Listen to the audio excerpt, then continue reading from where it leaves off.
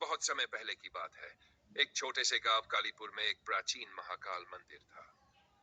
यह मंदिर गांव के बाहर एक घने जंगल के बीचों बीच स्थित था। गांव के बड़े बुजुर्ग कहते थे कि यह मंदिर हजारों साल पुराना है और यहाँ काल भैरव की अदृश्य शक्ति निवास करती है। कोई नहीं जानता था कि इस मंदिर का रहस्य क्या है, क्योंकि जो भी उसमें प्रवेश करता वह कभी वापस नहीं आता। इसीलिए गांव वालों ने इस मंदिर के पास जाना छोड़ दिया था। लेकिन एक 10 साल का बालक आर्व, जो अत्यंत जिज्ञासु और निडर था, इस मंदिर के रहस्य को जानने के लिए बेचैन था। उसने अपने दादाजी से इस मंदिर के बारे में सुना था और वह यह समझ नहीं पा रहा था कि आखिर ऐसा क्या है जो लोग लौट कर नहीं आते। दादाजी ने आर्व को सावधान करते हुए कहा, बेटा, यह कोई साधारण मंदिर नहीं है। इस मंदिर में अनगिनत रहस्य छुपे हैं। बचपन से मैंने सुना है कि यहाँ जो भी गया वह कभी लौट कर नहीं आया। हमें इस मंदिर से दूर ही रहना चाहिए। लेकिन आर्व का बालमन इस बात को मानने को तैयार नहीं था। उसने ठान लिया कि वह मंदिर के रहस्य का पता लगाएगा। भाग 2, मंदिर की ओर पहला कदम। एक दिन आर्व ने अपने दोस्तों से मंदिर के बारे में चर्चा की, लेकिन सभी ने उसे समझाया कि वहां जाना खतरनाक है। परंतु उसकी जिज्ञासा इतनी बढ़ चुकी थी कि उसने अकेले ही मंदिर जाने का निर्णय ले लिया। रात का समय था। पूरा गांव अंधेरे में डूबा हुआ था। हल्की हवा चल रही थी जो माहौल को और भी भयावह बना रही थी। आर्व चुपचाप अपने घर से निकला और जंगल की ओर बढ़ चला। रास्ते में उसे कई अजीबोगरीब आवाजें सुनाई दी, मानो कोई उसे रोकने की कोशिश कर रहा हो। लेकिन वह बिना डरे आगे बढ़ता गया।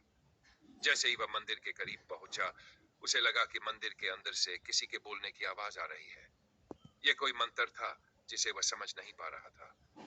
मंदिर के विशाल दरवाजे जर्जर थे, लेकिन उन पर अजीब सी आकृतियां बनी हुई थी जो किसी तंत्र मंत्र जैसी लग रही थी। आर्व ने हिम्मत करके दरवाजे को छुआ ही था कि एक तेज हवा चली। करते ही आर्व को एक अजीब सा एहसास हुआ। अंदर घना अंधेरा था और केवल एक विशाल दीपक जल रहा था, जिसकी लौ रहस्यमयी नीले रंग की थी।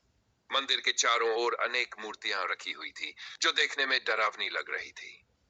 आरव धीरे धीरे आगे बढ़ा और देखा कि मंदिर के बीचों बीच एक विशाल शिवलिंग स्थापित था। लेकिन यह कोई साधारण शिवलिंग नहीं था। इसके चारों ओर अजीबोगरीब रेखाएं बनी हुई थी, मानो कोई शक्तिशाली तंत्र मंत्र का घेरा हो। जैसे ही आरव ने उस शिवलिंग को छूने की कोशिश की, अचानक पूरा मंदिर गूंज उठा।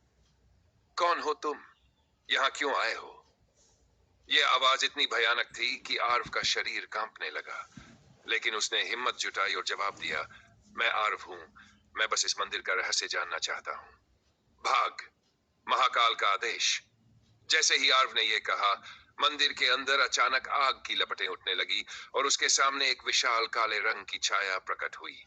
यह छाया किसी मनुष्य की नहीं थी, बल्कि यह किसी अद्भुत शक्ति का प्रतीक थी। तुम यहाँ क्यों आए हो बालक? आर्व कांपते हुए बोला, मुझे यह जानना है कि इस मंदिर में आने वाले लोग कहाँ चले जाते हैं। उस छाया ने गहरी आवाज में उत्तर दिया, यह मंदिर साधारण मंदिर नहीं है। यह स्वयं काल भैरव का निवास है। जो भी यहाँ आता है वह मृत्यु को प्राप्त होता है, क्योंकि यहाँ केवल सच्चे भक्त ही जीवित रह सकते हैं। आर्व ने हिम्मत करके पूछा, क्या मैं भी मर जाऊंगा? तभी वह छाया हंस पड़ी और बोली, यदि तुम महाकाल के सच्चे भक्त हो तो तुम्हें सत्य का ज्ञान होगा। परंतु यदि तुम यहाँ केवल जिज्ञासा के लिए आए हो तो तुम्हारा अंत निश्चित है। भाग 5, रहस्य से सामना। अचानक मंदिर की दीवारों पर अनेक आकृतियां चमकने लगी। आरव ने देखा कि वहां उन सभी लोगों की परछाइयां थीं जो इस मंदिर में आए थे और फिर लौटकर नहीं गए। वह समझ गया कि यह मंदिर केवल एक धार्मिक स्थान नहीं, बल्कि एक आध्यात्मिक परीक्षा स्थल था। केवल वही लोग यहाँ से जीवित वापस जाते हैं जो अपनी आत्मा की शुद्धि कर पाते हैं। आर्व ने अपने अंदर झांकने की कोशिश की। वह भयभीत था, लेकिन उसके मन में कोई छल कपट नहीं था। उसने सच्चे मन से भगवान महाकाल का ध्यान किया और कहा, मैं सच्चे दिल से आपका भक्त हूं। मुझे सच्चाई का ज्ञान दीजिए।